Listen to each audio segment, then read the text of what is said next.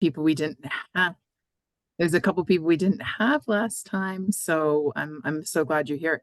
It seems like with this group, with how busy everyone is, there's going to be we hope you'll be able to try to make it as much as you can, but we know there's going to be some people in and some people out other times, but it'll hopefully still be a joy for us to get to know each other.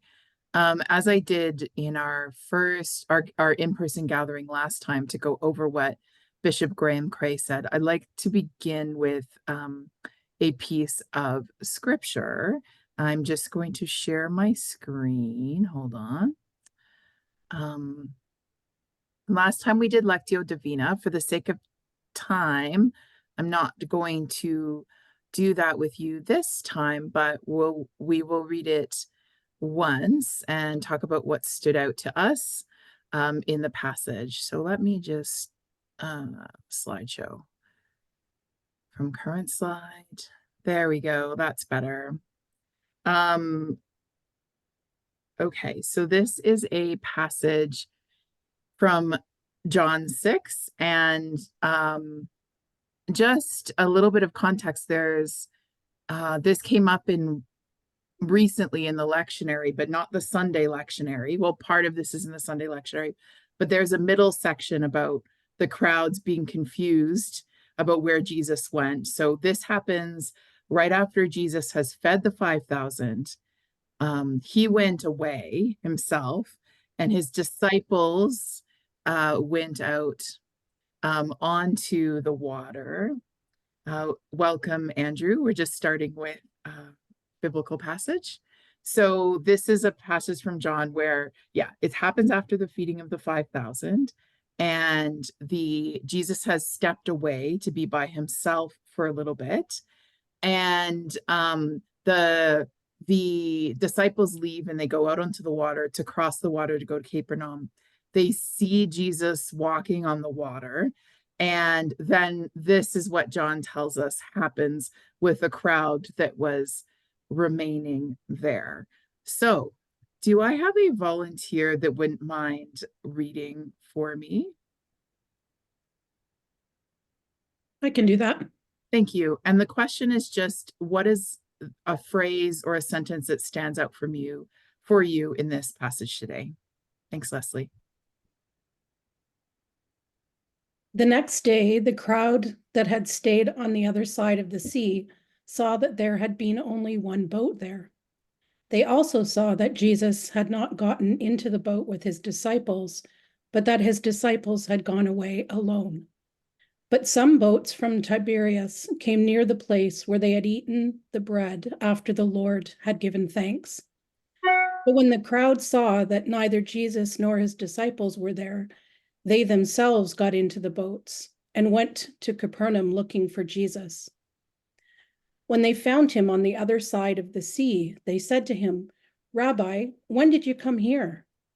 Jesus answered them, "Very truly I tell you, you are looking for me not because you saw signs, but because you ate your fill of the loaves. Do not work for the food that perishes, but for the food that endures for eternal life, which the Son of Man will give you. For it is on him that God the Father has set his seal." Then they said to him, "What must we do to perform the works of God?" Jesus answered them, "This is the work of God, that you believe in him whom he has sent." It continues for another couple paragraphs. Sorry, Leslie, keep going. So they said to him, "What sign are you going to give us then, so that we may see it and believe you? What work are you performing? Our ancestors ate the manna in the wilderness, as it is written, he gave them bread from heaven to eat." Then Jesus said to them, "Very truly I tell you, it was not Moses who gave you the bread from heaven, but it is my Father who gives you the true bread from heaven. For the bread of God is that which comes down from heaven and gives life to the world." They said to him, "Sir, give us this bread always." Jesus said to them, "I am the bread of life. Whoever comes to me will never be hungry, and whoever believes in me will never be thirsty. But I said to you that you have seen me and yet do not believe. Everything that the Father gives me will come to me, and anyone who comes to me, I will never drive away. For I have come down from heaven, not to do my own will, but the will of him who sent me. And this is the will of him who sent me, that I should lose nothing of all that he has given me, but raise it up on the last day. This is indeed the will of my Father, that all who see the Son and believe in him may have eternal life, and I will raise them up on the last day. Thank you so much for reading. So I'm going to hope you were listening because I'm stopping sharing the screen, and I'm going to ask you what stood out for you from this passage today. Was there a line or a word or something that piqued your interest? And anybody is allowed to answer.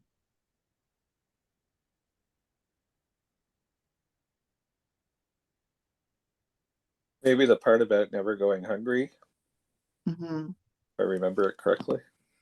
Yeah. Thanks, Stephen.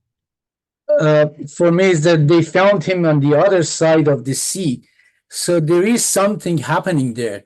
Yes, it is about the food and the loaves of bread, but that is a good start. That it stands out for me that that's a good start. That but by food, they have followed him. Now they want more, perhaps. Maybe they're not conscious about it. But Jesus start having a good speech about why you're here, but don't be satisfied with that. I want to give you more.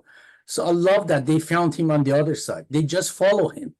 Mm-hmm. Thank you, Bauman. For me, There go were, ahead. Fran, then Leslie. oh, sorry, there were a few, but the one that's sitting the most is that I should lose nothing of what he has given me. Sorry, Leslie. That's okay. It was the question the disciples asked, like, and I can't remember all of it. Sir, when was it that you gave? It makes me think of like God's at work even when we don't recognize it, when we're unsure. Where is it happening? But it is happening. Mm-hmm. Thank you.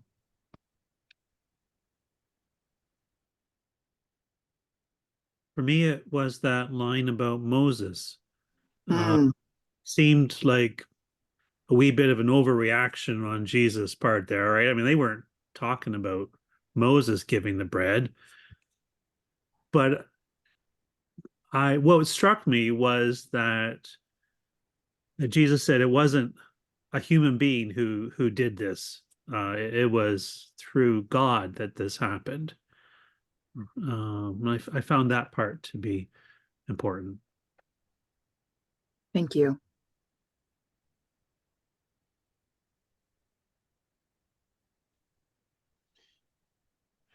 Give us this bread always. An acknowledgement that this is somehow different and that it is a gift. We are not entitled, and it's not ours by right. It's something that we receive and hope to continue receiving. Thanks, Andrew. For me, it's they realized that only one boat left there. I think it's sometimes when we run ministry, I think we just focus on the human being thoughts and the resources limited, feel everything stressful. But actually, there's God provides is plentiful, but we just forgot to pray or looking for in other way. Yeah, there's one boat. Thank you.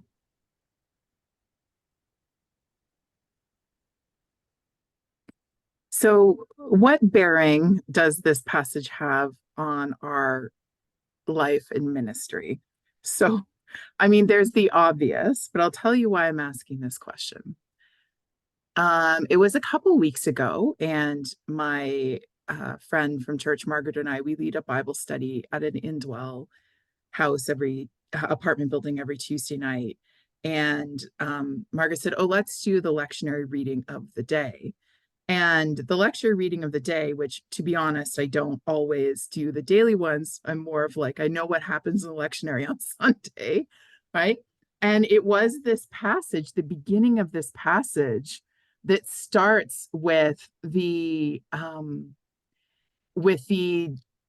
people, the crowd that's left behind, and they're like, well, where did this important man go? Like, what happened? Like, we didn't see him leave. We saw his disciples left. They obviously didn't witness him walking on water in the same way. Let me just share the screen again so we can look at this passage. Here we go. So, it doesn't want to go back. How do you go back? Okay, here we go. So here it is. Yeah, so I just thought it was very interesting that this crowd was left behind. There was only one boat, as Garfield said, and they're like, Jesus didn't get in the boat with his disciples, and then he's gone away.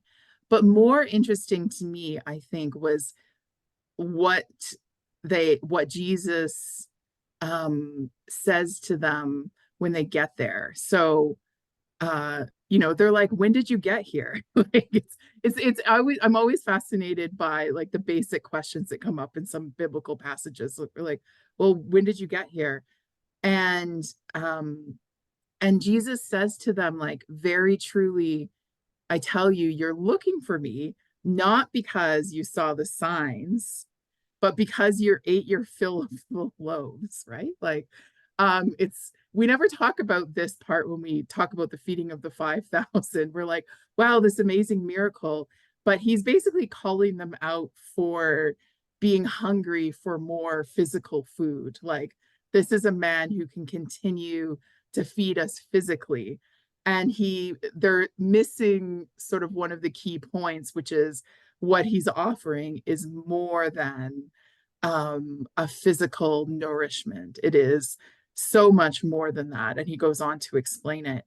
And one reason this really struck me when I read this in my Bible study at Indwell was because I began to think about the Mixed Ecology Parish, or the way that we do parish life in under Christendom, like the way that we've come to do parish life. And it's so interesting because as we'll look at a little bit today, and as we've been beginning to explore, and somebody's calling me very loudly, as we've been beginning to explore, we often do sort of parish things within the parish. Like we do our worship, and we do our faith formation, and then we see ourselves as providing services to others. So we feed, we clothe, we have social ministries where we, and none of these are bad things. Jesus fed all of these people. It was necessary for them to be able to stay and hear his message that they fed. But it really struck me as the parish development missioner that when they show up and he says, why are you looking? I mean, like, they say, where did you go? He says, you're looking at me just for physical food. Like, you're looking at me for this. And in fact, there is so much more here. And in some ways, I think we've entered into a bit of a paradigm in the church, or the way that we function as parishes, of sort of not forgetting, but not living into the truth that what we have to offer our neighbors and those outside the church walls is so much more than just a meal, or just clothing for their backs, or that actually there's a longing in the world for deep spiritual nourishment, that Jesus says, yeah, like, you followed me here because I fed you. It's not a bad thing. He's not saying, oh my gosh, I wish I never gave you that food. I wish that miracle had never happened, right? But he's saying, like, there is something more here for you, and I want you to listen to what that more is. Does anybody want to share any more thoughts on the passage? And you're welcome to. You can disagree with me. That's just what struck me in reading the passage a couple weeks ago, that I thought would be an interesting way for us to begin thinking about the Mixed Ecology Parish. But Did what I said bring up anything in you or any further thoughts about the passage?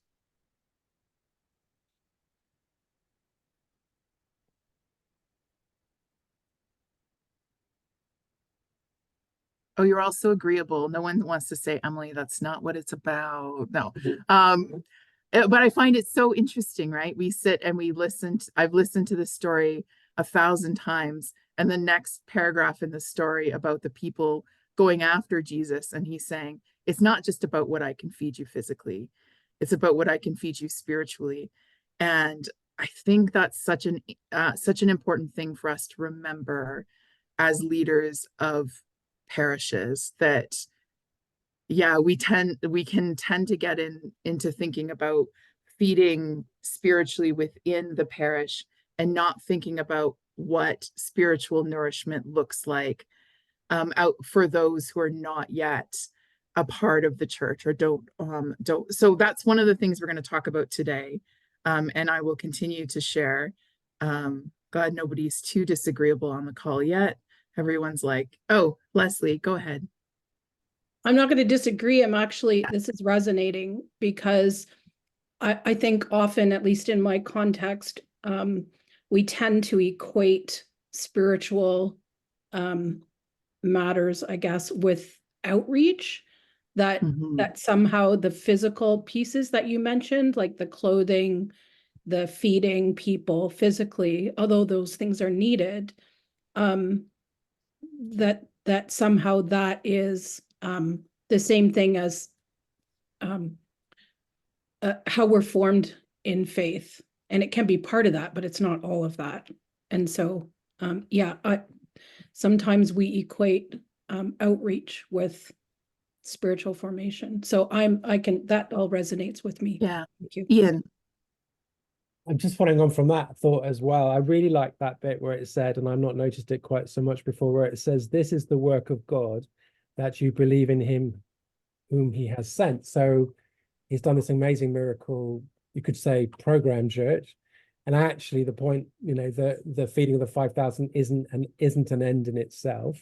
It's exactly what you're saying, Emily, that actually it's about trying to help people to encounter the living Christ. Yeah, let's move on to what we're going to focus on today, which is, here we go. Okay. Let me move on. Here we go. So, as with any models that we put out here, nothing is ever perfect. So, you can argue with my little description here. It's fine, but I just felt like it's helpful for us to think about the models of church that we normally function in Christendom. So there's two things, and this is what I think the connection is. And Leslie, you were getting at it and what Ian said. So we have two things that happen in the model of churches that many of us are working from. And I want to say that none of these things are bad in and of themselves. It's just that there's a piece missing in what we're being called to as the church. So we do what I would say sort of worship, pastoral care, faith formation, fellowship, and service. And I would say we do those things inside the church. We do those things for those inside the church or those outside the church who may be attracted to the things offered by your parish. So mainly people who are already Christian. So most of parishes function this way. Christendom is a model where, especially as it was practiced, say in the 50s, 60s, and 70s, it was like, if you have the best choir and that was your goal, you will attract the other Christians who want to be in the best choir from your city, right? If you have a great Bible study that's interesting and innovative, people will want to be a part of it, but mostly that will be the people inside your church or people from other parishes who are interested in having a better Bible study than exists next door. So that's kind of the container. Not every parish is like this. Some parish have had amazing fellowship activities that bring other people in, or, you know, but it's still this attraction. Like, we create really good things here and other people want to come and join what we're already doing. But those people are mainly people who are used to the church life. That's certainly how it functions now. You know, the people who are going to come because you have amazing worship are largely people who are coming from other churches. And that's not a problem. They might be de-churched. They might not have been church for 10 years, and it's still wonderful to welcome them back. I would not be a good parish development missioner if I did not say all of these things are crucially important to the life of the church. You need to care for the people who are in your parish. And then we have outreach, justice work, and programs. And this, again, is in absolutely no way saying that these things are not important. These are for those outside the church who are seen as needing something that the church can offer. Often in the most current iterations, because we're afraid of evangelism, but also because there's this history of colonialism, of people doing this very poorly, of people hurting others in the name of Jesus. We've become afraid of connecting the good works that we're doing to any type of faith. And there's a reason for that, right? You don't want the people coming to your food bank to have to listen to a sermon before you give them food. That is in no way being suggested. We do, like Jesus, he feeds all of those people, right? But then he says there is something more, but he doesn't predicate the feeding on people saying, yes, I accept the more, that your suggestion. So these are the things that our parishes do quite well often. And this is where we get our identity, right? So these arrows don't really mean much besides it was the only kind of smart art I could find, but also there is a little bit of like parishes structuring their identity on these two aspects of church life. They inform each other, and quite frankly, we've become relatively comfortable with these two things. There was a time when justice work was uncomfortable for the church, right? There was, when people would be like, why are we talking about climate change? Why are we talking about Indigenous issues? And then now it's become normalized for this to be an important part of what we do. And it still is a really important part of what we do. But there's an aspect to it that's missing, that aspect of who are the people that who are hungry enough to follow Jesus and ask, what is this about? Who are the people who have that spiritual yearning that is perhaps not being addressed by our parishes? So there's that very helpful article, and I'm sorry if some of you have already read this or I've talked to you. Oh, no, sorry. I'm going to go to the next slide. No, did I delete the slide? That's great. Oh, I love when I accidentally delete a slide. Okay, so there is a great article by John Bowen in the Niagara Anglican that is called, let me just see if I can bring it up because I would like to show you something. It's called Mission is Not Outreach or something like that. And there's something, this is an excellent, I just want to say, I'm going to stop sharing my PowerPoint. Darn, why did I delete that super helpful slide? But here we go. I can show it to you here. So this is from the Niagara Anglican, an article that John Bowen wrote. And I often use it with parishes when I'm trying to get them thinking outside of an outreach mentality. There's nothing wrong with outreach. Nobody is saying, do not feed the poor.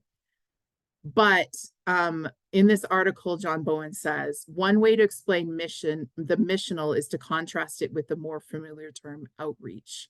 We often treat outreach and missional as being the same thing, but actually they're not. Make no mistake about it, both are important, and many churches naturally engage in both. But I think it is fair to say that historically, we've been better at outreach than at being missional. So what does he mean by that? Well, let's look at what he says about the difference between the missional church and outreach, and it's right here. So outreach focuses more on the building and inviting people in. So we have an amazing spaghetti supper that is free to the community, and people are going to come in and they're naturally going to see how great we are and want to be a part of this because we fed them. Mission focuses more on where people are and working with them there. So that's what is happening outside these doors and of the church, and how do I get on board with it? Outreach works with what we perceive to be important. So the important thing is we.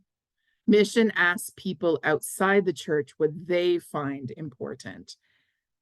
Even I can tell you, even parishes that think that they're listening to those outside the walls of their church are not. Like, I mean, some of you are, you really are. I mean, in this group, you are.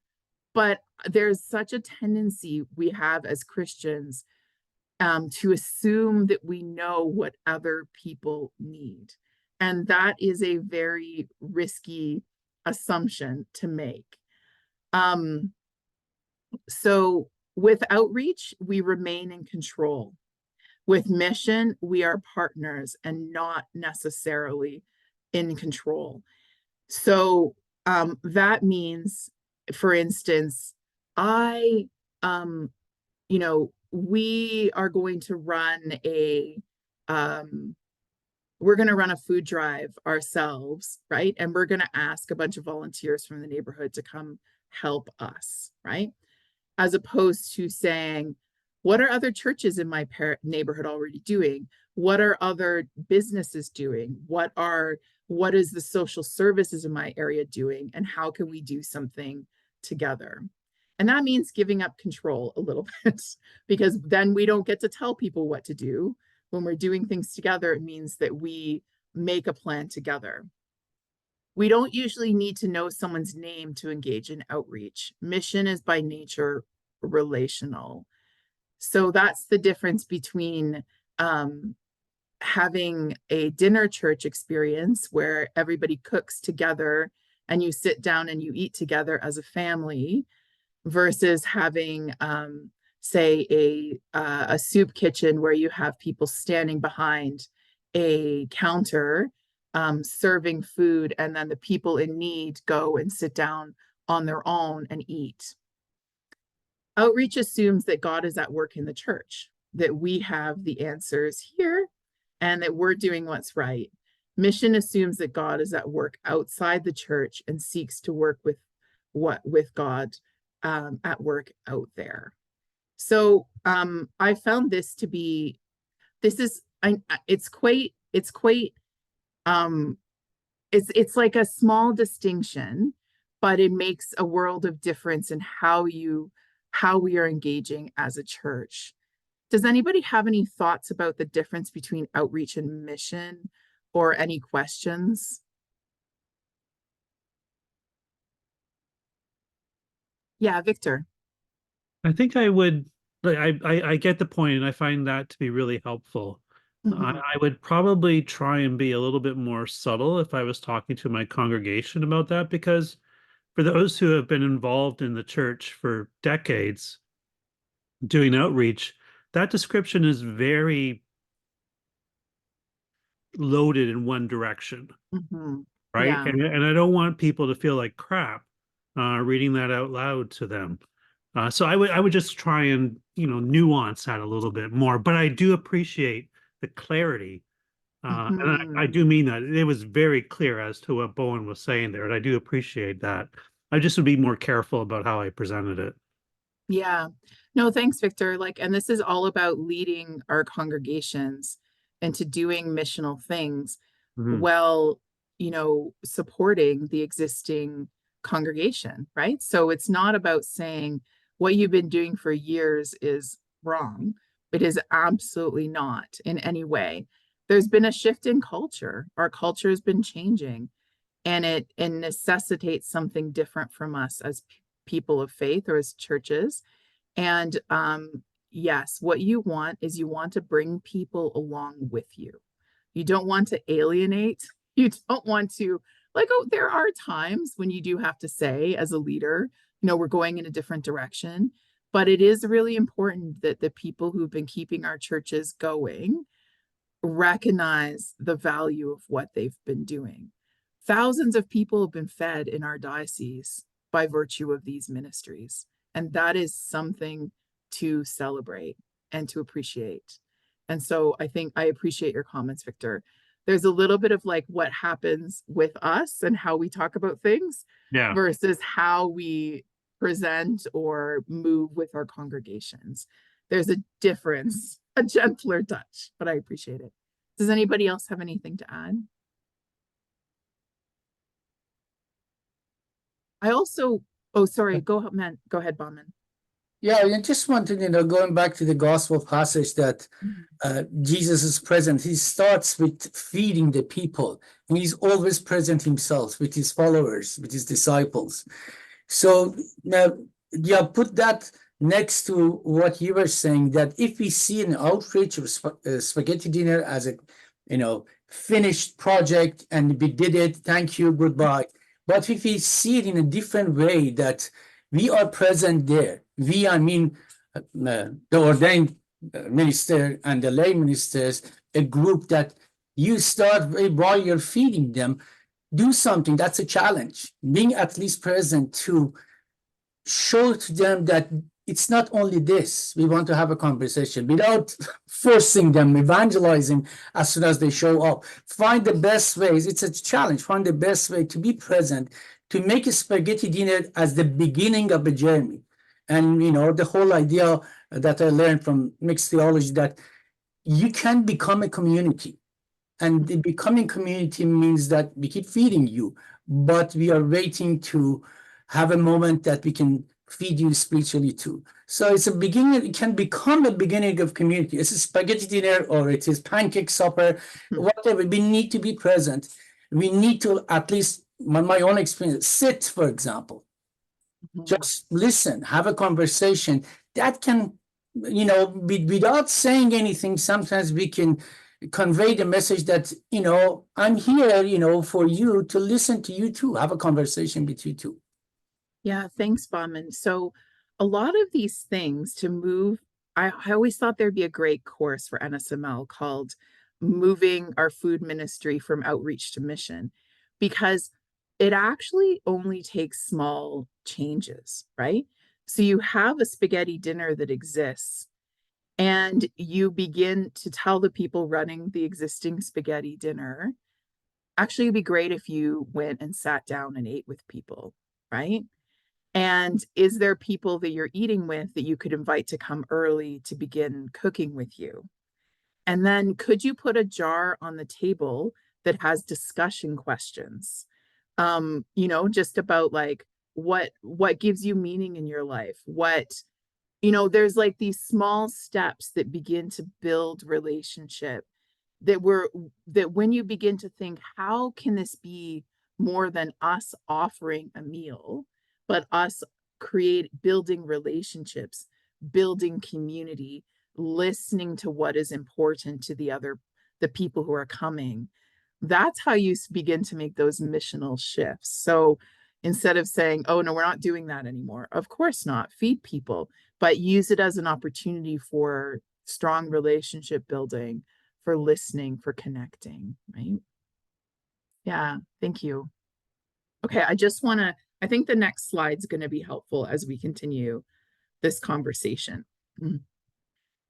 Okay, here we go. Okay, so here we are on this one. And I'm going to move over here to the slide I thought was there, but is not. Okay, so what's missing from the Christendom model of church that we're often we're often working from. And what's missing is, and not from all of you, I don't want to say this. I mean, like, these are some trends that I see. This is not like many of you are doing this, but the apostolic mission, so being sent into a neighborhood to practice relationship and presence, to sojourn, to befriend, right? Not to instrumentalize the relationship, not to say, well, if I talk to this person for 2 months, maybe I can convince them to come to my Sunday service, but to be a Christian presence in your parish, in the place where you live. So building new ecclesial communities out of contextual mission with those who are not participants of any church. So what we would call, and I know this language is not the best language for everybody, but the de-churched and the unchurched, the people who don't have any connection to church or have lost their connection to church. So what's missing often from that model that we previously looked at of the Christendom church is that you have people thinking, well, outreach is how we connect with the de-churched and unchurched. They come to our spaghetti dinner, they come to the concert, which is true and which is good. You're building relationships there. But how are we considering how to build new ecclesial communities out of that contextual mission? So what is that next step? And maybe it's not a step. I don't want to think of it as a pathway, but where is the opportunity for the people who are coming to those events to begin to explore spiritually? What are those opportunities? And many of the people won't, but there needs to sort of be, I mean, whenever I talk to parishes, it's so easy for us to think of the people in need. So it's so easy for me to say, there's a community fridge up the street, or there's the Kirkendale neighborhood drive in my neighborhood, or, there's lots of people living in the streets near me. It's so much harder for us to think about spiritual needs. So I have so many friends who are wealthy professionals. Okay, not wealthy. I wish I had wealthy friends. Who does? But who are, middle class professional people who struggle with feelings of hopelessness, of meaninglessness in their lives, of just a sense of malaise, a sense of, we were promised a lot and now I'm middle-aged and what is this? Or there's a younger generation that's looking at the world and saying, we've been given a world on fire. What is the point, right? And our faith has a way, I don't want to say we have the answers, because that's not the way we engage as Anglicans, but we have some frameworks, we have some stories, we have some experience about how to live with hope and with joy while not turning away from the realities of suffering in the world. And we have that to offer. But how are we offering that? We often think about the people who are obviously in physical need, but what about people who are deeply in spiritual need? What is our parish providing for those? So Mixed Ecology Mission, which is what we're talking about, is building a church that reflects unity and diversity, not one homogeneous body of Christ. There are different expressions and forms of worship and faith formation that meet a diversity of spiritual needs within one parish. So what this means is many of our parishes function thinking all these outreach things that we do are actually hopefully funneling people back to the Sunday service, right?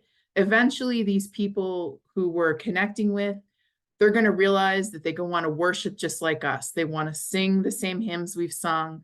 They want to, and a mixed ecology mission recognizes that we need to create spaces for encountering God and for worshiping and developing faith for the people that we're meeting in our neighborhoods who are spiritually hungry, that don't necessarily look like that Sunday morning worshiping community. So Christendom model of church, what we also need is, what's missing is strong discipleship. Everyone who enters the ecology of a parish is being intentionally shaped as a disciple of Christ. So that means all ages, everyone, there are ways for people to be shaped. And yes, so that's kind of where we're moving with our mixed ecology, to begin thinking about some of these pieces, right? Where is the strong discipleship? How are we sojourning and befriending? But also, like, how are we building communities that that connect with people who aren't already attached to parishes?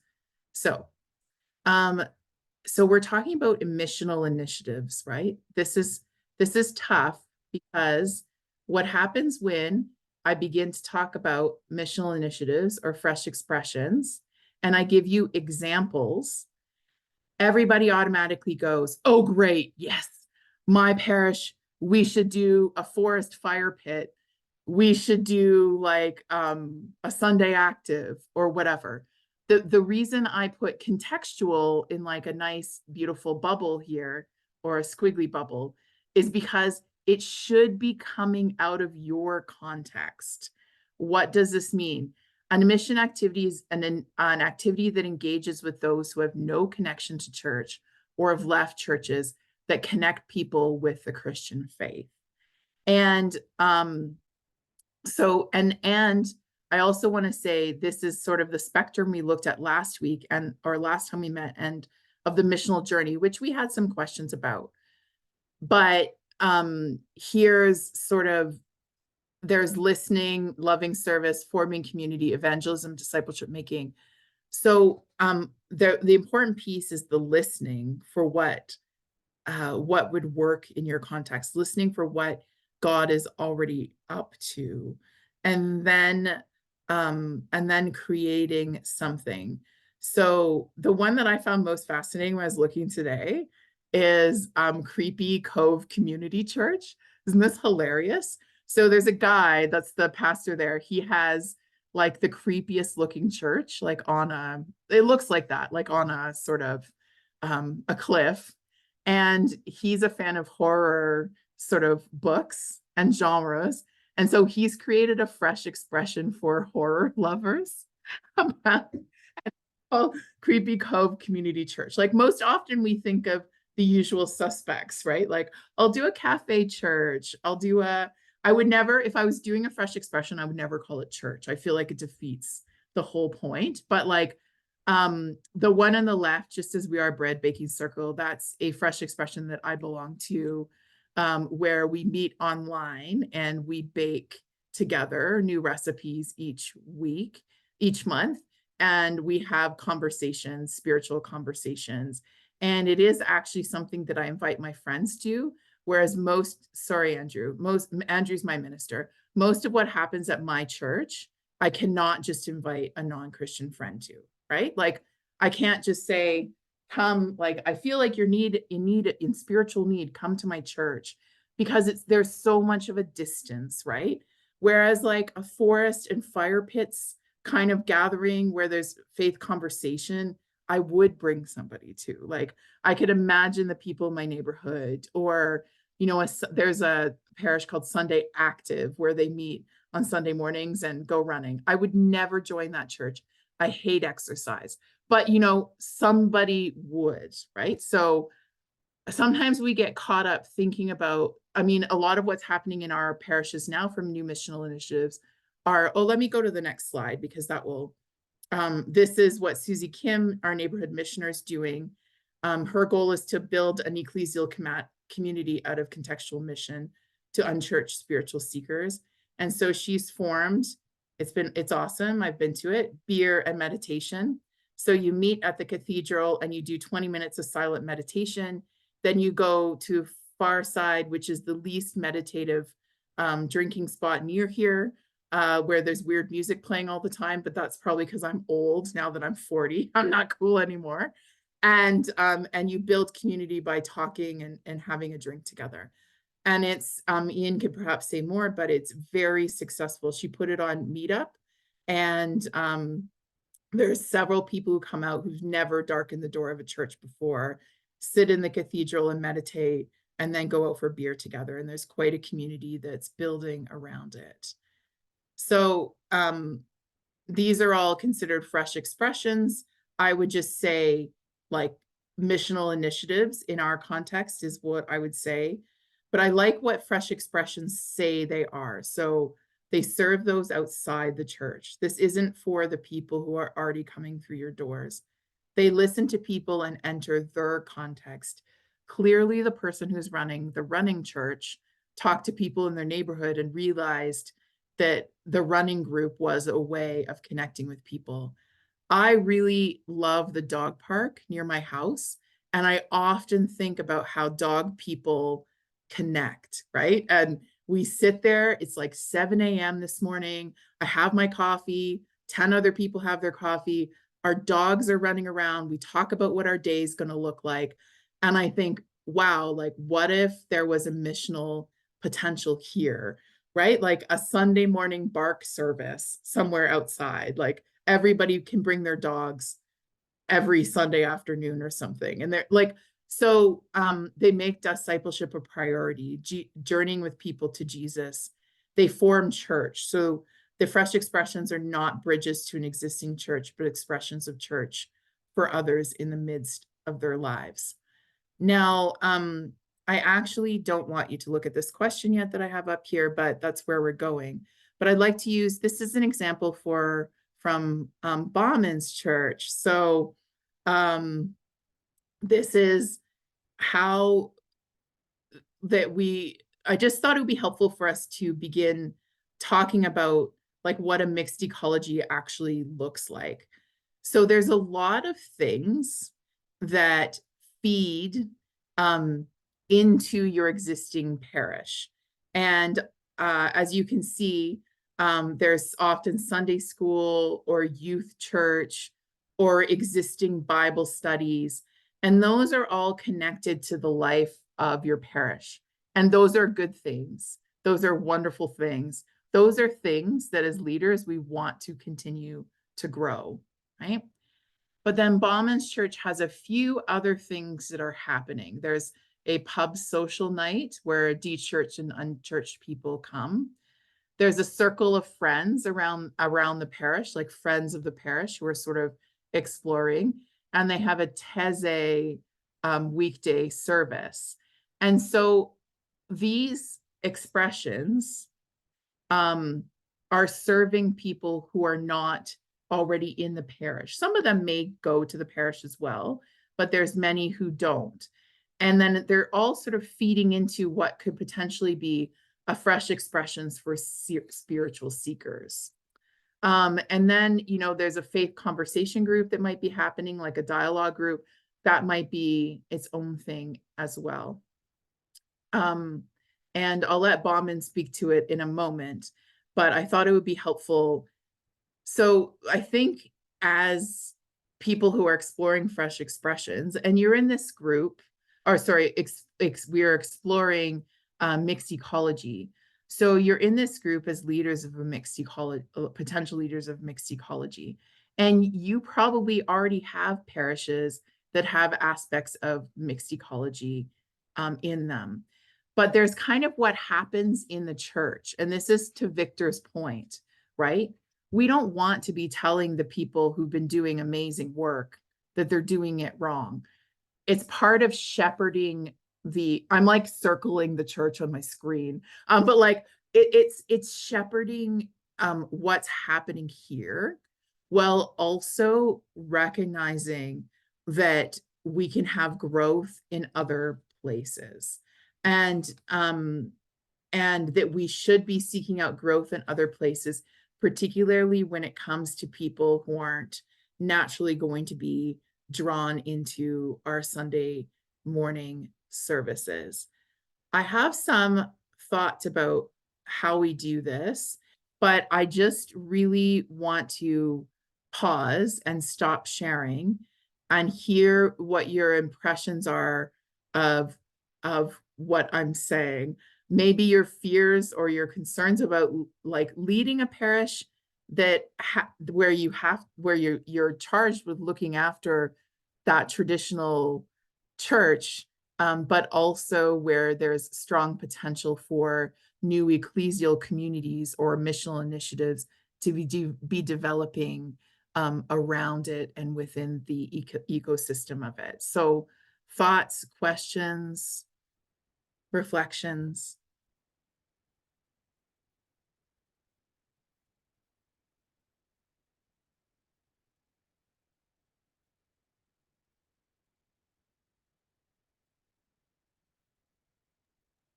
I just want to share my own experience with regards to, I thought when I came to this church 8 years ago, 7 years ago, and I had all these brilliant ideas. I thought these ideas are wonderful. And it started, inviting, let's do this.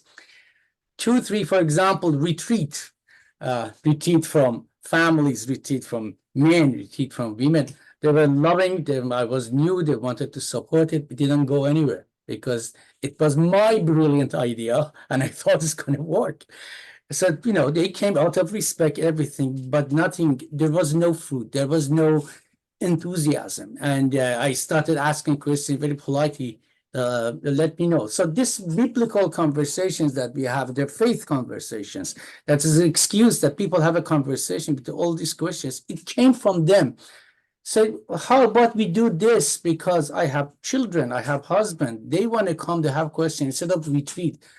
So I learned my lessons that, this is a new church. I shouldn't bring my own so-called brilliant ideas. Maybe I have to see what they want. And it came to this, and all of a sudden, when I listened to them, just one example, that yes, this is what they need. And they come and they feel, when they feel it's safe, they have amazing conversation in the name of Christ many, many times. They amaze me and learning from them myself. It's a growth for me too. The listeners to the people, to their sufferings, to their answers. Sometimes we don't have any answer, but the conversation is the answer. So this is what they wanted. And we started all of a sudden, even I've forgotten about the retreat, but we were talking, reminding me of that. So I learned my lessons now. The youth group, for example, they want, with the coordinator, that is my wife, they want to have some sessions themselves with her to talk, but go to bowling, have pizza, but talk. So some of them grown up, they're going to university. So the temptation is, some of our people out of their beautiful hearts, they want them to come to Sunday all the time. But I'm trying very politely to say, you don't have to. They're going to bowling, they have pizza, they have amazing discussion until 9 p.m. If they have a good discussion about the meaning of Holy Eucharist or being disciples, how we can help our church, why should we be worried about that? So these are really lessons that I'm talking about my own ministry as a pastor, as a priest, that I should be open. I should listen to them, see what they want. But this, the fresh expressions is all about getting to know them. This is how they themselves can find some ways. For example, this is their community, to find a new worship system for them. I'm so happy for them, for the youth especially, go to bowling and have different discussions about faith and come back and share it with others. So, but the challenge is there are groups of people, nothing to do with older generation, even middle age, in their 40s, 50s. They keep saying, shouldn't they come always on Sundays? And I keep explaining to them, no, they don't. So that's the challenge, to bring the people to understand that if there is Tezay, but Tezay people don't come to Sunday church at all. This is their worship. So yeah, it's that this is like, Bauman, thank you for saying that, because this is one of the things I face a lot when I'm working with parishes, is that there's a group that's very traditional, or they want things the way that it's always been done. And their assumption is that whoever these people are that our pastor and our leaders are using their time for should then be coming to our Sunday services and giving their money and doing the slides or whatever job we can't find other people to do, they should be doing that. And all I can say is resist and change the narrative, as you have been doing, Bauman. Like, that's, you know, God's love and mission is big, right? And what happens in mixed ecology parishes is people come around, right? Those people that, oh, used to be taking the minister's time or used to be but never coming to Sunday service, suddenly when they're a strong community that's doing interesting things, the parish just sees them as part of the community, right?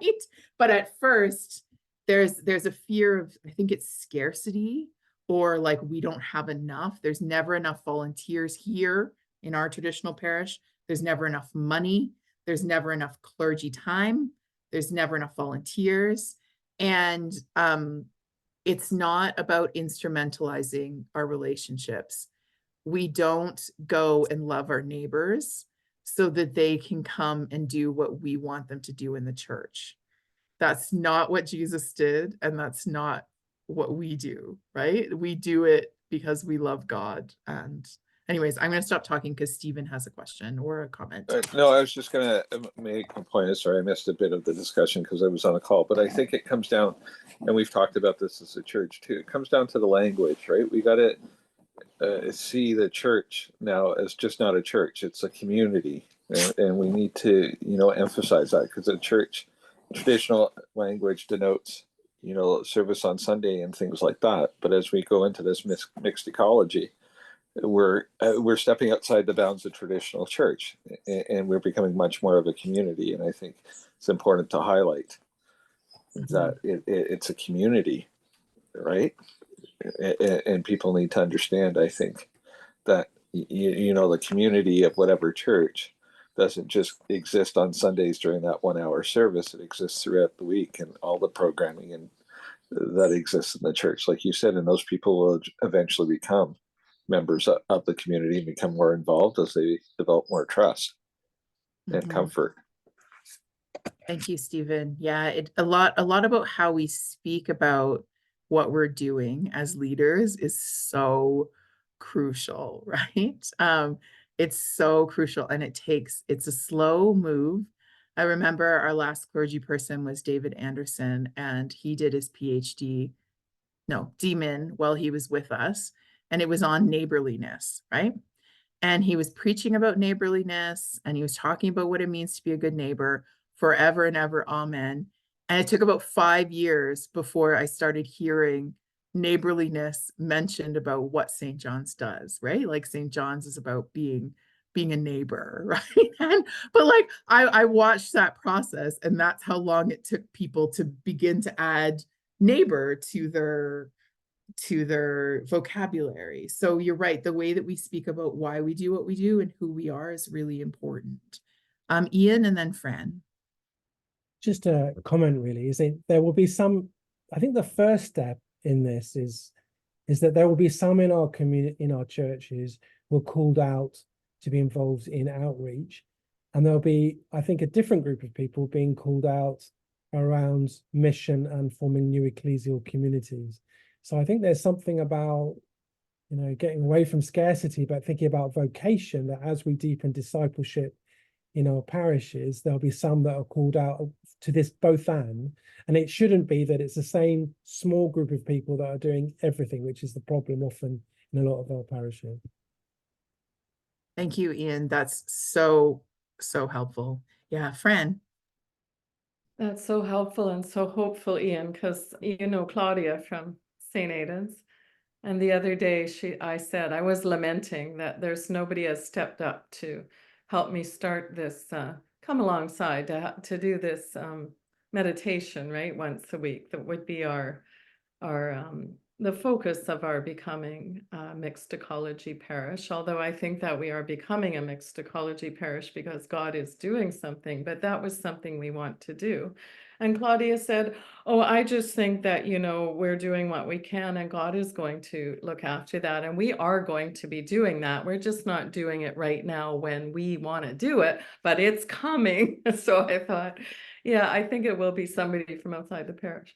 But what's been running in my head, it's come to me through all of this, is I believe Paul's words, let love be genuine. And I was thinking about all the talk that was going around for a while around how maybe the Anglicans haven't done a great job around discipleship. And it was sort of a note to myself to be really, really careful, because from what I'm seeing, and especially on Thursdays where we're doing a non-church free lunch and it's year 2 and we're getting more people and it truly is a community. Some of them have joined the church, but we don't really talk about church, but we do without saying God and sort of thing. So we talk a lot about community. But the discipleship is so there from the church people. They are the best listeners. Their love for the people that come is so genuine. And I'm really realizing I need to really hold that up and acknowledge that the discipleship, they're so well formed in terms of loving their neighbor. It's truly beautiful. And that's why the people keep coming back and being heard, and they get to know them, and then they invite them into leadership roles. It's quite a beautiful thing. And just that, you know, I can do a little bit of discipleship training bashing, and I just have to be so careful to acknowledge the fullness and the maturity of the discipleship that is there. So thank you. Thanks, Fran. And that's another pro tip on when you want to enact culture change in some kind of way, lifting up the qualities that already exist, that people in your parish are already really good listeners. So how do you encourage that listening, if it's not already happening, to intentionally happen with those outside the parish as well? So if you notice that there's amazing networks of care, for instance, our parish has a really great network of care of providing food for people when they're someone's having a baby in the church or ill. You know, we all sign up to bring them food. And that's an amazing network of care that exists. And when I'm talking about this, part of me thinks, what does extending that network of care beyond those who are already within our walls look like, right? And for me, immediately in my heart, I start to get panicked because I think, oh, it's hard enough to figure out people to cook food for all the people we already have, right? But it goes back to the story of Jesus feeding the 5,000. Well, it's not a scarcity mentality that we're being welcomed into. So in some ways, it is looking at what you're already doing, what the gifts that are already there, and thinking about those outside the walls. So I'm going to give us about a 10-minute break / work session. No, I'm just kidding. What I want to do is I'm going to bring up this picture from Bauman's Church. And if over the break, while you're getting your coffee or tea, you could think about what is already in your network, your parish community, that could count as moving towards is either already a missional initiative, not necessarily outreach, even though you have amazing food programs and all of that. I affirm that, but today I want to hear about what is in your community, even if it's not overtly that. So I'm sorry, Andrew, you're going to hear on these calls, I use St. John's just because it's my own parish context. But for instance, at St. John's, we have a children's choir. They're having an amazing concert on Thursday. And I don't think that the children's choir would necessarily, we wouldn't say, check, that's a missional initiative, but it's free. And being a part of an expensive choir in Hamilton where your children get real training, many people from our neighborhood or friends of friends have their children in the children's choir because it's musical and they can learn something. But to me, there's missional outreach already happening there. But that's an example to me of something we wouldn't say, oh, that's a fresh expression. but to me, that counts. So if you could begin thinking about the things in your neighborhood, and we'll share a little bit in your parish, we'll share in about 10 minutes. So come back at, what is it, like 3:17, let's say, and I'm going to put up the slide of Bauman's parish, and just give it a thought while you're getting your coffee and tea, and I'm curious to hear when we get back. And feel free to turn off your camera and walk away if you need to for a couple minutes. Ian and I just ran to the kitchen and quickly put on the kettle. Apparently 10 minutes is enough for that, so that's great. Is there, looks like we're still waiting on a couple people, which is fine. Is there anybody who would like to share where they see new things sprouting up, new missional initiatives? Stephen, please go ahead. Oh, Stephen again. So we have a couple of things that we're doing. We have different community activities during the week, bringing people together that engage discussion. For example, a knitting group that we call the Naughty Knitters. Fitness club. And then really interesting is an AA group as well now that has really started to blossom and form, that I think has been really helpful within the community in introducing new people to St. Luke's that normally wouldn't have come out, but do have a spiritual belief. So tell me how, I know, because I can ask you this because I know you're doing this at St. Luke's, but how are you in your parish seeing those groups as different than just, say, like a crafters group that meets, or a regular AA group? Like, where is it that you see the potential for spiritual formation or a new ecclesial community? I think it's just in our community, Mhm. with the religious division and trauma with some of the more conservative faith. I think in our messaging, in terms of being warm and welcoming and creating, really promoting safe and secure environments, it's slowly allowing people to build trust and come in. And as they're coming in, like somebody else said, they start to ask questions about faith. And like the AA group has raised questions now about meditation and things like that. So I think that's where we'll start to see different forms of whatever you said, communities spring from that focus on spirituality as they come together. Was that the right answer you were thinking too? The key thing I wanted to just, because I was there with Stephen yesterday, I have a strong hunch that the people who come to your post Alcoholics Anonymous, although it's not Alcoholics Anonymous, be careful about that language, it's spiritual seekers who've come out of fellowships. I think the bridge is going to be too far between them and the idea that they can go along to the Sunday morning service. So there will need to be some sort of emerging ecclesial community as those people explore, which is super exciting. Yeah, definitely, because I think, again, I think as we discussed yesterday, right, people have that spiritual connection, but it's not necessarily now in that Sunday service, but they want some sort of connection. I'm sharing this now, not for the top questions, but for down here.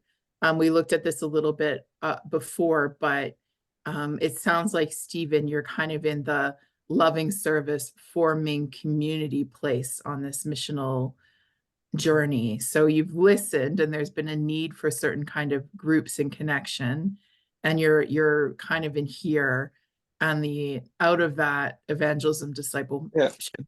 So well, I would add that the listing continues, right? And I think that hopefully, and Ellie, who I believe is on the call as well, can chime in. But I know from Ian's visit yesterday, I think the important part is the continual listening, right?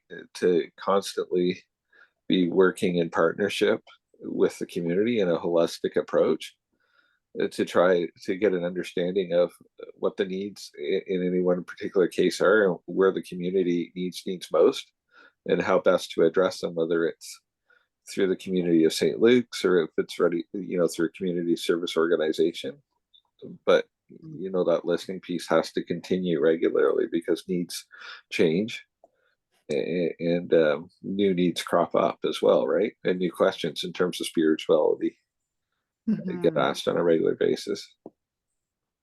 Thank you, Stephen, for sharing. Oh, Ellie, you'd like to add something? Oh, I was just going to say it's the transformation of those groups into something beyond that group that I think is well, as Stephen says, it requires trust to begin with, but not to just let it stabilize there. Yeah. It has to go into a phase where you're actually engaging not just in the knitting. No, exactly, right? It's growing out of that. Not a crafters group. So there's a group that's being organized by 2 of our parishioners once a month, inviting the community in, and it tends to be women, but it's not exclusively women. But I'd say 30 people come in who are just not associated with the parish at all for a guest speaker on fraud, bank fraud, or some topic, a vacation history of the town or whatever. So that's proven to be very popular, and the people who are organizing it are enjoying it very much. The question is, and it's being held in the hall as it happens, so you actually come into the building, so you have some sense that this is being organized by people who are St. Luke's community, but it's the movement of that to somehow move it forward to be, one day there'll be a spiritual talk, I suppose, that it will fit into a series, but moving it to that next stage is, I think, takes time. I could see this group meeting for a year before we would see it starting to move into that next. But they would come, right, Ian? They would come, like Ellie said, as they got more they would come if we did a Tazy prayer service or things like that. They may start coming out that way because they get to know the people in the church and know that we're, nice people. Yeah, something that I'm hearing in what you're saying is that there's intentional relationship building, but you're not speeding through this. This is not a raceway, right? And so the relationship building, they used to say that in youth ministry, like you might not see the results of like the relationship building and the spiritual formation that you've helped God do in other people's lives for 10, 15 years. And that means that this isn't a church growth strategy, right? Like this is not about, and it's not about growing your church. It's about growing the love of God and the connection to, well, the love of God can't be grown. That's for God to do. But you know what I mean? Like it's about the love of God being shown through your community. But I think through that, it grows the church community as a whole, right? Because, and I think we've seen that, correct, Ellie? We've seen, people come out, they may not come out on Sunday, but they're coming out, for other activities. And so you see them slowly build that connection with the overall church community. Yeah, and then, then somebody comes by and says, well, like we have 3 people for baptism on this coming Sunday who've come out of a very slow build. Now, whether they'll ever come to the church or not for a service, they don't come. So it's a decision. Do you, when they approach you and say, well, we've been coming to various things and we would like to be baptized, but we don't really want to come to a Sunday morning service. And where do you need to then sort of guide them in some place or other where they're starting to get more formation, right? Or you wait. All right. I think the whole methodology here is about catching up with what God is doing, not us driving it. in the expectation that the Spirit is going to unsettle people on that journey. But what I saw yesterday, which excited me, is that I think you both are aware that there is a negative stereotype towards Christianity, often because of quite conservative church in your area. And it's going to take a time for people to break down their negative stereotype about Christians and the church, for people to start to be honest about their religious questions. And that's got to be their timing, not yours. Yeah, do you know what I mean? So there's a God-led thing here that I was excited to see that that's what you are doing. And I hope that at some point that you might do baptisms in one of these fresh expressions. Doesn't have to be on a Sunday morning service. It could be in one of these potential other new ecclesial communities as they form. And Can I this ask was their request that they be baptized during a service. So that was the response. So somehow in their heads, they're still connecting Hmm. something about the traditional service as being the real thing and something about over here being on the edge.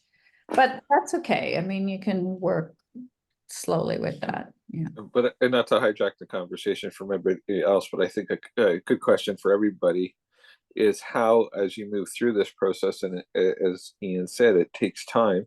How do you keep the parishioners, the traditional parishioners, on board with the process throughout this, right? Because you're not going to see instant results, and it's going to be time consuming. So I think that becomes a challenge to keep the established Sunday morning traditional parishioners happy and on board with what's going on. Yeah, it's a good question, and we will go there in just a few minutes. Garfield, you've had your hand up for a while. Thank goodness it's a virtual hand, or your arm might be getting tired. Can you please feel free to share? So for the transforming process, I think it's working on this for a while. I witnessed at the very beginning, the political gathering concert. There's so many people, they use the church hall. I pray to God. I said, Lord, how can we get them into the church? Why there's so many people and worship, even join the church group? But eventually I find that being present, I join them. And basically at the very beginning, I tried my best. Sometimes I feel tired. I think, oh, that's nothing really with church. I don't want to go. But there's some initial calling, call me, Garfield, go to join them. So I use my best energy to join them, step into every time the host will introduce, oh, this is a priest, this is a missionary, they will. And basically my work is stay with them, work around, talking with people one by one, even pick up one person. I joined one big political event, but I talked to one person, the person got baptized at St. Luke's. So I think it's one way of we building up a relationship. I'm not saying bring them all into the church, but going out, doing the missionary work, I find it's very important. And just going out to join them, sometimes it's scary. This is part of my struggling still is in control, let God control. Yeah. Sometimes we have to let the Spirit run the show. We just, okay, we just give the transformation, let Jesus run the show. We find that most of the time, Lord is just responded. Yeah, Lord responded. That's my sharing. Thank you, Garfield. And something that you've said has made me think that another really important part of this, and it has to do with the people, the traditional parishioners as well, is that we need to not only be doing this as leaders, like doing it ourselves, but we need to be teaching people how to do it. So like, I remember not evangelism, but I mean, how do you really listen to your neighbors? How do you speak into their concerns? How do you show up in people's lives and be present? I remember when I first got this job, and this is being recorded, but I'll still say this. I remember when I first got this job and I heard, okay, there's, Susie Kim's our missioner and she's amazing. And what she does is go and build relationships with people in the community. That's her job, right? And she gave a presentation at Synod about what she did. And she's like, oh, I go to a bar and I sit there and I talk to people and I've developed like a community and sometimes we have spiritual discussions. And everybody, I remember at Synod was like, this is amazing that she's doing this. And I thought, what? Like, I thought everybody did that. Like, I do that as part of my life, like, not to diminish what Susie's doing. What Susie's doing, like the intentional being present, like that presence in the neighborhood, showing up as a person of faith, listening to your neighbors, having people over for dinner, breaking bread with people, not instrumentalizing that relationship, not being like, I'm doing this so that I can tell them about Jesus, but you're doing it because God tells us to love our neighbors, right? And then I realized, oh, like I'm a bit of an anomaly in that I do this in my neighborhood already and naturally by virtue of a community that I belong to and relationships that I have. But other people don't know how to do this. They don't know that this is part of the missional call. People are getting caught up with being just with their own families, like with their own family. Life is really difficult. They can only focus on, getting their kids to school, or, like it's a privilege to have time to spend with other people. But there's a way in which we can teach and we can model that this is part of the Christian life, to sojourn, to journey with our neighbors and friends. And I just thought, oh, that's a natural thing. But then I realized, no, it's not a natural thing. I learned that in Christian community. I learned that by being in community that showed me this is the way we act with our neighbors. Andrew, you had something to share. Once upon a time, there was a pub in Winnipeg, now closed, where the owners quietly, but actively solicited spiritual leaders, ordained or otherwise, to come and hang out in the pub around end of the workday hours. They thought it was really neat that there would be a priest and a rabbi and an elder sitting in booths having a drink at the end of the day. But they found it also made a real difference to the clientele and what they perceived as value in that space. It was people who were looking for spiritual conversations and connections in their lives, who were not going to go anywhere near a building that was formally religious, and they certainly weren't going to go through the yellow pages and look for me. But if I happened to be sitting by myself in a booth in the pub with a metaphorical shingle hanging out, that was a really good place for them to make those connections. And when the bartenders noticed it happening organically on a few occasions, they started making quiet phone calls to some of us going, do you just want to like come and hang out once or twice a week and just be here? It seems to be really working well for everybody. So I think, I guess what I'm saying is part of the onus is on us to take the initiative and look for opportunities to do these things, but also to be listening to what other people are willing and able to do to facilitate those connections. Again, without instrumentalizing the relationships. There was never a proselytizing pitch in the pub. It was just, I'm here and I'm reading my book, and if you want to talk, we'll talk. Thank you, Andrew. Yes. And exactly. I want to point out now that Susie's been in the community for a few years, developing relationships. Now she is running those missional, the meditation group and discussion groups philosophy discussion groups. And she's able to do that in part because of street cred, right? Like people know her, people know that she's present, people know that she cares, right? And that her reputation as a follower of Jesus who listens and loves precedes her.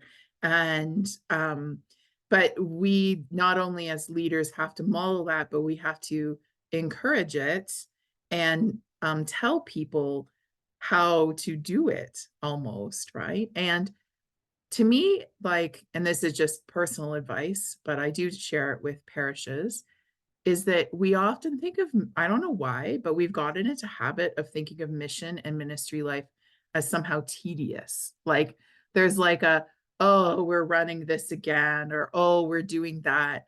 But what brings you joy, right?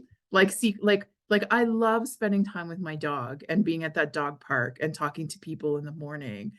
Would it be hard for me to transform that? Is my presence in that community after a while, is going to allow me to invite people to a St. Francis of Assisi service outdoors that is, you know, like open for people, unchurched and de-churched people, right? Like, so there are ways of doing that. And so also, where is the joy? What are people? It's not just, we always talk about needs, and I think needs are really important.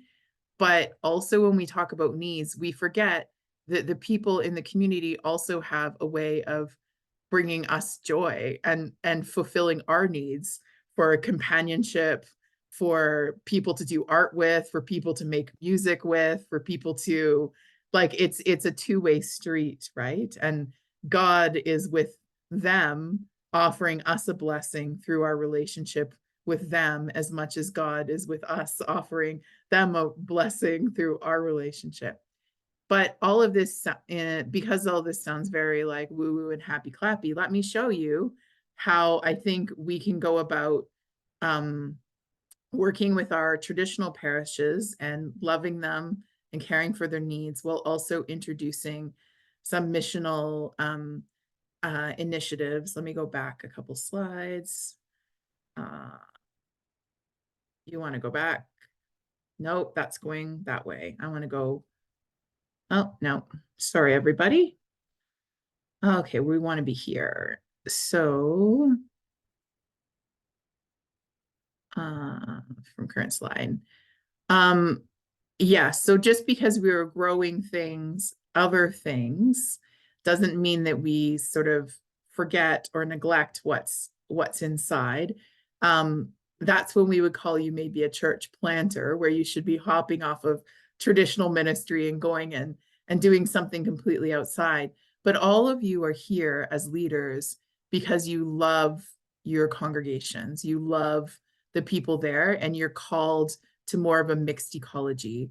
You have a desire to, and a call to love the people outside the walls and to see what God is up to at work out there. But you're also called to bring that traditional congregation along with you.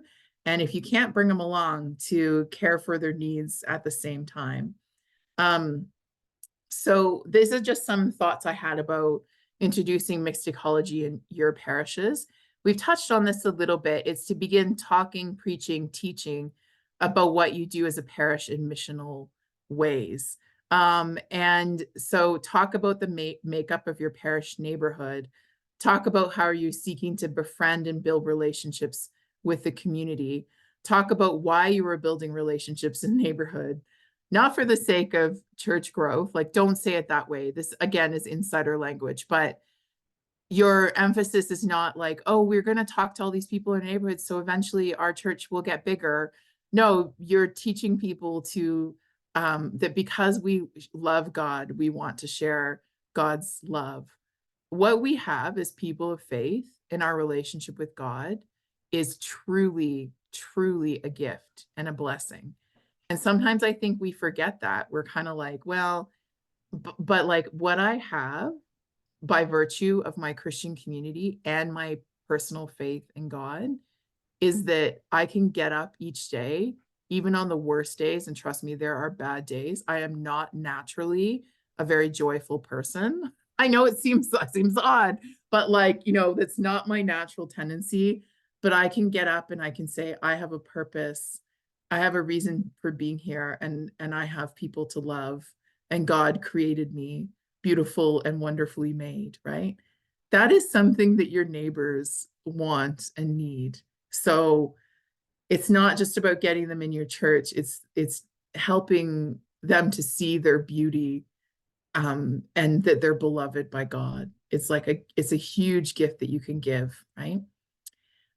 Introduce mixed ecology to your parish council and other key leaders with a spirit of openness and engagement. So one of the best tips I ever got was people care about what they helped to create. So that means, as Victor pointed out earlier, the people in your parish have helped to create your parish as it is.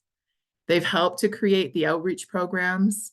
They've helped to create the good or bad or ugly. They've helped to create the culture of the parish, and they care about it.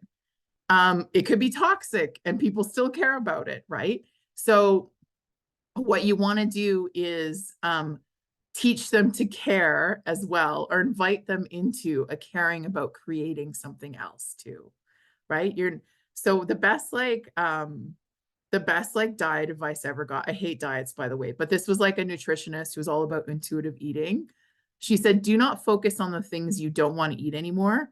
Focus on the things you want to eat. So like, instead of saying, I'm never going to have a piece of chocolate cake again in my life, or at least for the next few months, you say, I'm going to eat lots of carrots, right? Like, I want to eat more fruits and vegetables. So she said to focus on what I wanted to add. And I think that's wise advice here too. So yeah, sometimes it's hard to get away from some difficult things, but it's helpful to begin sort of adding some goodness that you can move towards. So some questions that when you're talking with parish council, so what is working in, I wouldn't say traditional Christendom era, that means nothing to them, but what's working in the way that we are being church now, right? Like what brings joy? Where is their life? Where is, what is really meaningful? What is not working? And this is a harder question because people, one, sometimes don't want to admit what's not working. Two, sometimes they don't even know. So sometimes you might have to point things out. And then another question is introducing this framework, right? So where do we see new shoots? Like where could we imagine new missional initiatives growing from listening, loving service, and community building? So where is this happening? And if it's not happening, where could we possibly imagine it happening? Gather a team of interested people. And this doesn't mean a team, like you don't have to say, okay, now we're the mixed ecology team. What I'm saying is get people that you're talking about with it, even if it's like a little study group that you form and you want to start talking about what does it look like to reach, like to connect with people outside the church, like whatever it looks like to you. Gather a team of interested people. And I think what Ian said earlier is a really, really important point, that there's going to be some people in your church who are called to the outreach and the traditional ministry and to, being a cross bearer and a Eucharistic assistant or being a lay reader. Like all of those things are good. But there are going to be people for whom it will be energizing and joyful to think about doing something totally different or building on something that's already happening. And sometimes those won't be the usual suspects. So sometimes that might be even a newer person in your church who has different connections. Sometimes that might be the disgruntled person. Don't always ask the disgruntled person. I mean, talk to them about what's going on. Like what is it? Because if it's that they're yearning for their children or grandchildren who don't go to church anymore, and they want them to go to church, then you're like, okay, well, what would we create as a parish that would mean that those people would feel comfortable or would want to, or how do we build those relationships again? So avoid people who are heavily invested in traditional ways of being church. I don't mean avoid them overall. You should welcome them. They should be a part of the church. They should be empowered to do amazing things in the services as they exist. But maybe they're not the best person for thinking outside of the box, right? And then probably the best advice is listen to God and neighbors, to dream and to seek joy. Like, don't think about the thing that's going to be laborious for you.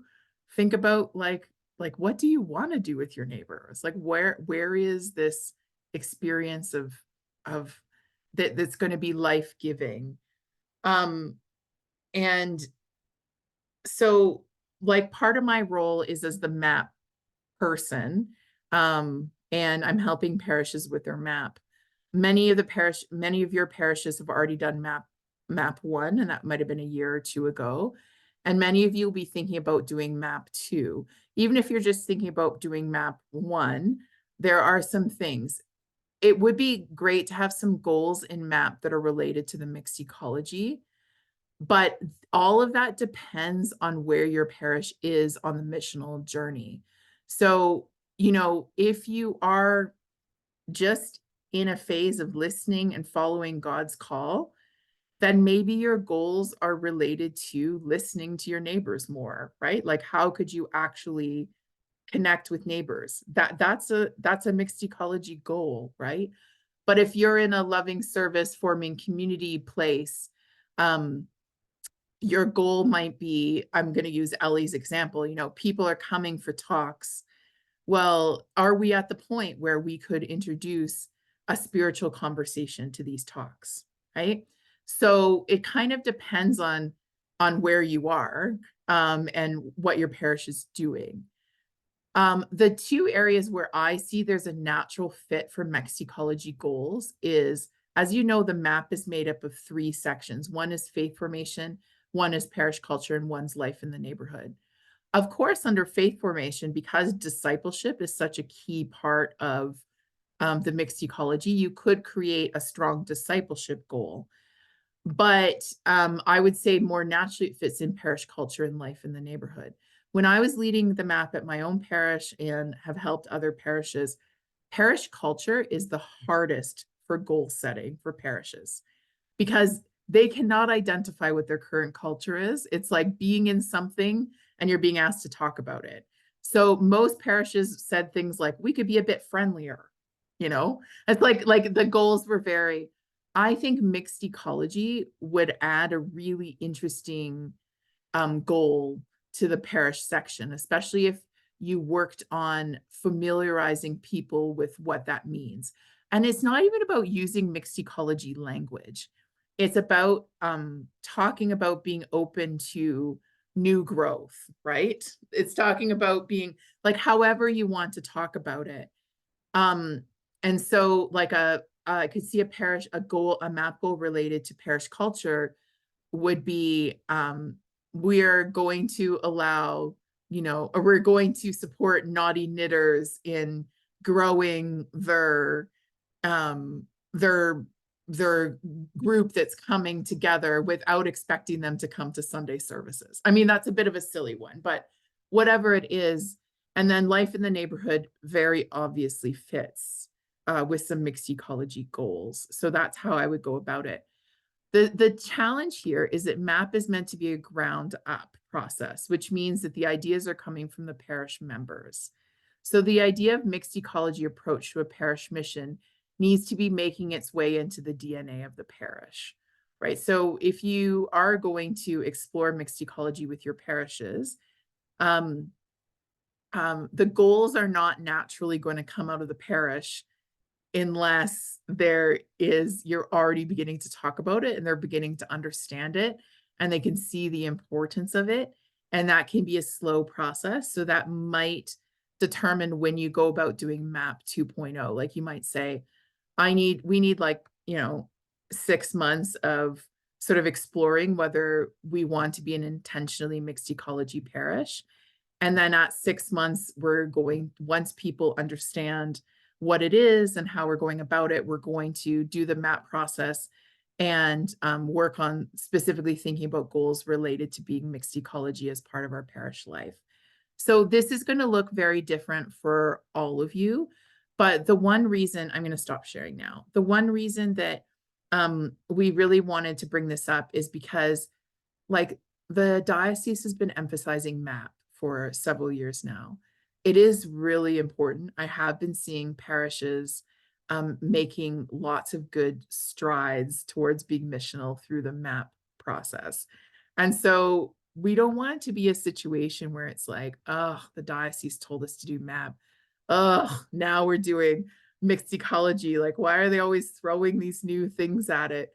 What we want it to be, and what I think it can be, is that these two things work really, really well together, because mixed ecology goals fit so well with parish culture goals and with life in the neighborhood goals that it's just a matter. What we're doing with the mixed ecology is providing a framework for us to think about how do we care for and continue to grow our existing congregation, which will involve some attractional aspects. Like the one person said to the bishop, like called the bishop up and said, "Oh, I'm so tired of my church or whatever, because we're just attractional. And then when the bishop looked into it, the bishop was like, well, that's not it. But because you need some elements in which you're growing your choir, right? Like you're creating awesome liturgy that feeds the souls of the people who are there. Those are important goals too. But there is this piece where reaching out to people and connecting with people who are not already in your parishes is really crucial to what we're called to do, but also what our future looks like as the Anglican Church in Canada. And so I'm going to leave it there. We have about 10 minutes for thoughts, questions, reflections. Bauman. Yes, this is, as you say, we have a wonderful neighbors, 2 apartment buildings, one of them affordable housing. And because of the connection with some of the members, so they attracted 2-3 of them. So we have something like 4 people from 2 buildings. And we thought maybe we should do better. And had some chats in parish council, maybe just invited all of them to a lunch, and without any attachment or requirement, anything. Just come and have a lunch, and we just want to introduce ourselves to you guys.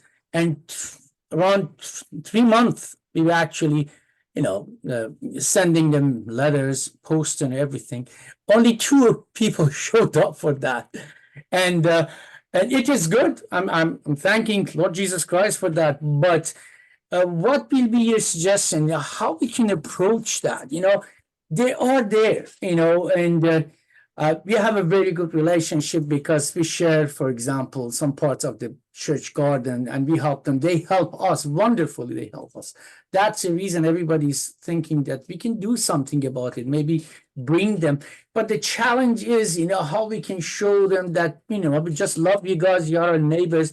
We just want to know what we can do without imposing faith on them necessarily, but first steps. That's a challenge. How we can do that. What is the best way? What will be your suggestion? I don't know. Like I don't know. Ian, do you have any thoughts about that? You're muted too. It's got to be contextual. That's the thing, because I don't think there's a right way of doing that. So I'm like, I don't know what the answer is to that, Barman, but I think I suppose I've got my head in a slightly different question, because often I think it kind of connects with what we're saying about how do we keep our core church online with doing this. I think part of it is hearing stories.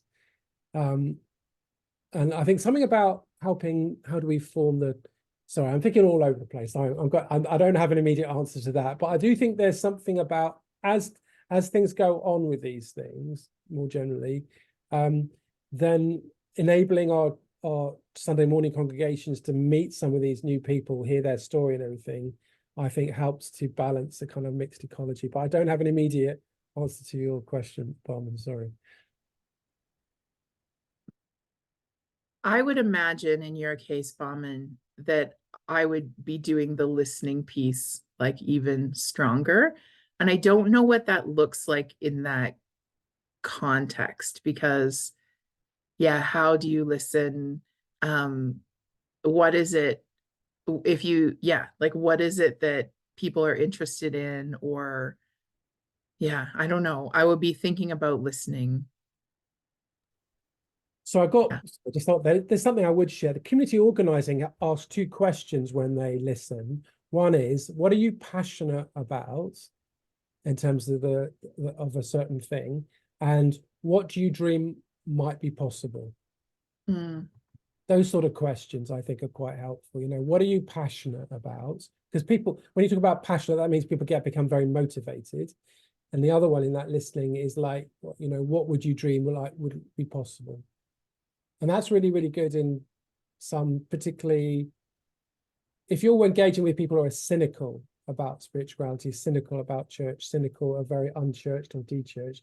Those sort of questions, I think, really humanize things. And I keep remembering, I think, and we said it earlier, it's going to take time to build relationships of integrity with people, with unchurched people and a lot of de-churched people, because and I was talking about this with Stephen yesterday. There's a lot of people now with religious trauma, had terrible experiences of church and of Christians, and therefore the whole thing about forming a relationship with a Christian can be a very traumatic thing. It's not just about negative stereotypes. Sometimes it's about really traumatic experience. So there's something about what we talked about, which I think Bishop Graham talked about, getting back to the idea that mission is restorative and healing, and it takes time. So it's not some sort of process you can just go in again and listening, loving service and instrumentalize it. It's got to be in the sense that there's a relationship here, and the questions and the listening will come out of those relationships. So that's a very indirect answer, but I think that's quite important. Andrew.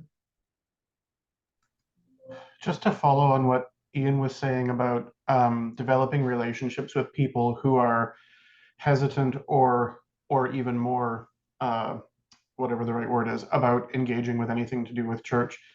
One of the things that I have found most useful in opening those relationships is if we can own the things about our religion that to someone who is not in the middle of it are just objectively weird. So we did Doors Open Hamilton a couple of weekends ago, and the number one question when people come through St. John's is, what is the statue behind the altar about? It's a statue of St. Michael, but what they see is a guy dressed like a medieval soldier holding a sword in the air. He has wings and he's standing on Lucifer's neck. And so when they go like, what the hell is that about? Your first response has to be, yeah, our religion is super weird. So let me tell you about this story. And if you can say that with integrity, number one, it means that they're not stupid for asking the question, because you have also noted that this is a weird thing to have in your building, or whatever the cause for the conversation is. But it also means that they are now comfortable asking deeper questions than, why is that piece of art strange? Because they know that you've spent a minute thinking about things from their point of view. And they're not going to upset you by asking the wrong question, or that there's some space that we don't go with our questions. It's okay to point at something in that case, in this church, and say, that looks really weird. And you say, yep, it is really weird, but let me tell you why. It's like, weird doesn't have to be bad. Thank you. I'll give the last word to Stephen, and then I'll close us in prayer. Stephen. Oh, you're muted. Sorry, my dog's going crazy at the moment. I was just going to say what I was just said, that I think you have to really be open and honest in how you speak to people, right? Like, you got to speak at their level in a way. I love my dog, in a way that allows to develop that connection, and speaking on the same level, I think, is hugely important. Yes. Yeah, exactly. Thank you so much. What I'm really enjoying about these conversations is that we're kind of building, right? Like we're kind of getting to know each other better and building. And I'm excited for how over the next year, I think we're supposed to journey together, or however long, Ian, I don't know, you're in charge. As we journey together, and I hope that we're not just, we're talking about it, but we're also beginning to experiment and to talk with our parishes and to see, to explore. And I'm very excited to see how this goes. And let me pray for us. Let us pray. God, thank you for this wonderful group of leaders. Thank you for these colleagues with their wisdom and their experience. But most of all, I thank you for their love. Thank you for the love that they have for you. Thank you for the love that they have for their parishes and for the people in their parishes and for people in the neighborhoods. where they live and where their church is. We pray as we shift the culture in our parishes and think and we follow you and we listen to the call of your Holy Spirit. We pray for peace and joy in this work and for support and for connection. We trust in you and we thank you. In Jesus' name we pray. Amen. Thank you. I know how precious and valuable your time is, and we really, really appreciate that you're here with us. Ian has something he wants to say before we go. So just a reminder that our next session will be the 4th of June. I'm very excited. We're going to do that online, that one as well. And part of that will be engaging with licensed lay missioner who has set a part of our learning will be someone who does something in the context of a pub. And thinking about that in terms of some of our learning. So yeah, I will send you an email about that. But just to remind you, that's on the 4th of June between 1 and 3 o'clock, slightly earlier, because we're having to tie it in with UK time. All right. So that's the 4th of June between 1 and 3. Thank you so much, everyone. Have a great evening. Bye. Thank you. Bye-bye.